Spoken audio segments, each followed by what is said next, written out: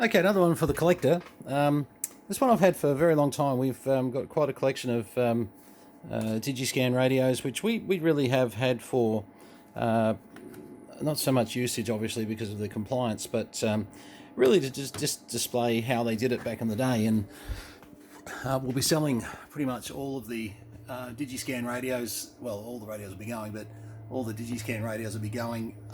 So just be aware there's other ones that will be coming up. But just for the moment, let's have a look at the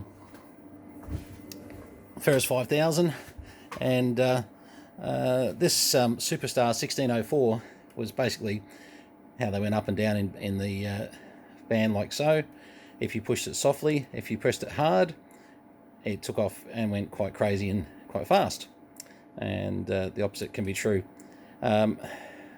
Someone was asking me the other day about this, whether there was a modification to literally take this up to 28 megs. Now, I know Brenton Bryant had some specialty Redcos which were doing 26 to 30 megs from memory. Actually, that's interesting. Just see that digit just then.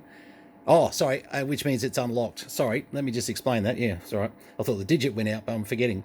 So when it loses lock, so that means at 26.345, the VCO has made it down to there, but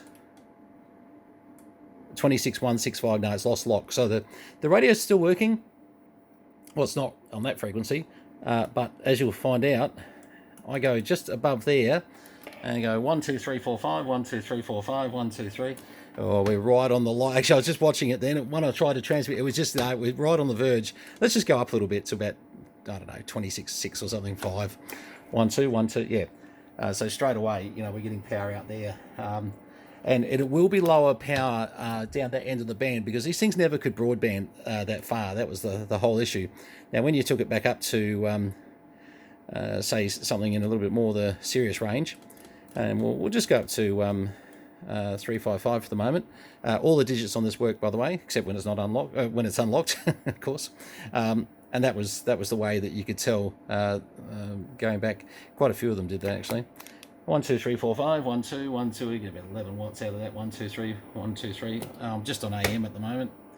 Let's go over. Hello. 1, 2, 3, 4, 5. 1, 2, 3, 4, 5. That's actually down a little bit to where I'd like it to be. And sometimes you found when they broadbanded these radios that people would put the power in the most insane places. Now, keep on, I'm on dummy load, so anything I show you right now is on dummy load. So even I'm out of band, etc. 1, 2, 3, 4, 5. 1, 2. Oh, no, it's losing a fair bit of power there too. So whoever broadbanded this hasn't broadbanded it. I'm almost wondering whether they've sent it more down towards the Super Bowl, because honestly, that looks pretty low there. Let's just go around here. Hello, hello, hello. 1, 2, 1, 2. Yeah, look at that. 1, 2, 3, 4, 5. 1, 2, 3. All right.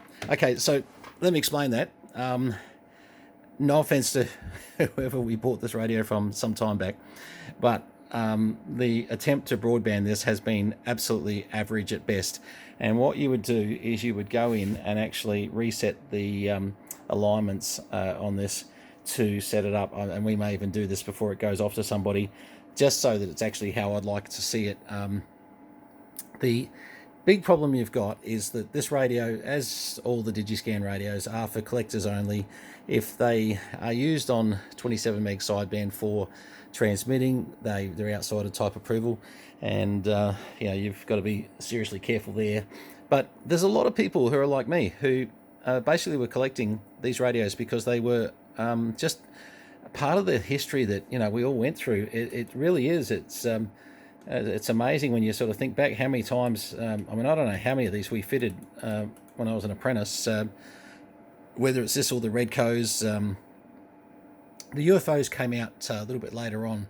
The Redcos, the earlier versions, you were used to seeing a ribbon cable coming out the back, where these you had 2 RF cables where they're connecting straight into the oscillators. Which one do I like better? I don't know. They all work. They all pretty much provide the same, you know, same thing.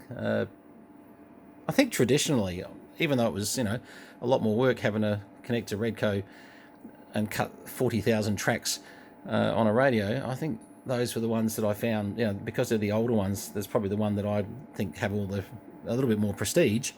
But when you go into a radio where a Redco's fitted and the PLL's got a whole stack of tracks cut, oh, you know, you really did have to make a mess of the radio to do it. So anyway, all right, look, this one's going to come up for sale, as are the other ones with all the various digis on them. We'll try and just give you a quick look at each one. Not going to go on for hours about them. And as you, I mean, they all transmit and receive, etc., etc. Won't sort of go into doing massive tests, etc., etc. I would feel better if I had an antenna in this room, I must admit, but I've realised that until the boys get over, one of the Steves, I need a bit of a hand just to get some antennas up at the moment. Sam's got me on a bit of a there's a few jobs not allowed to do, but yeah, these it works beautifully, this thing anyway. Actually, I suppose there's no reason I can't put a receive signal on it. Hang on, 2.6. Oh yeah, definitely receives. We're putting a fair bit of microvolts into that. We might just sort of tone that down a bit.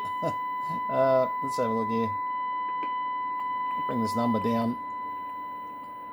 That's better. Now I'm on AM and I'm actually curious to see where that gets to. Well, there's 0.5 of a microvolt, and actually that's pretty darn good. I'm taking it down to I'm just starting to lose it at 0.25. I'll have to turn the volume up a bit. These things were sensitive though. I mean, they really were. The unit and chassis, the 858, no matter what people say about it, it was a good design. It really was. It'd be interesting. Some people, no, they've left that as a dimmer. Some people used to change that to an RF gain. Now, that was your attenuator, basically. To give you a better example of that, let's wind up the... And there you go. So you could attenuate the signal quite dramatically there, and bring it back as such.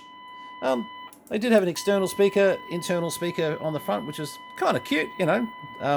This one does come with the original Ferris mic, does come with the original booklet for the 1604, does come with brackets, does come with power cords. I don't know what's happened to the world's brackets and power cord supply, but whenever we used to buy anything, so many would turn up with no brackets, no power cords. It used to drive me mental, but well, what do? You find the brackets and power cords somewhere. I know I bought over $1,000 worth of brackets out of the US in one shipment just so I could put some brackets on radios. And and then we went to putting, after all that trouble, we went to putting, can you believe this? I can't show you, hang on. Where's one with some on there? With these rubber feet. We went to putting these rubber feet. That's actually not a good example. That is, yeah. We went to using these rubber feet in the end, and it just worked out better for storage, where this was taking up the space of two radios using a bracket. We could get, you know, when you've got a couple thousand radios to deal with, yeah, it can be an advantage to have those little rubber feet. So the bracket thing, I ended up with a few brackets.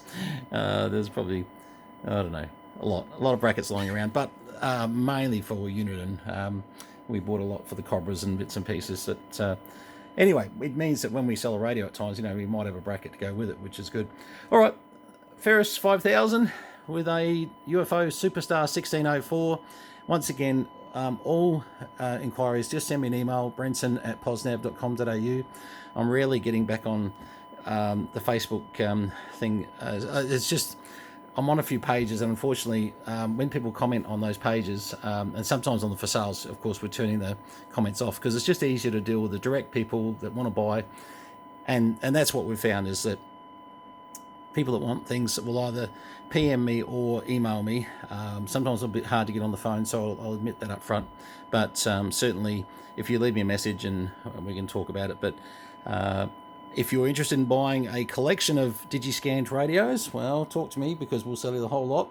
There's quite a few, more than I just showed you. So anyway, thanks very much. Ferris 5000, great old radio. This one's got no holes in it. Just let me actually prove that. Yeah, no one's drilled any holes in it. No, nothing. I'll just change the frequency on it though, etc., etc. All its little screws on the side, etc. So I think it'll make a nice radio for a collector. Cheers all.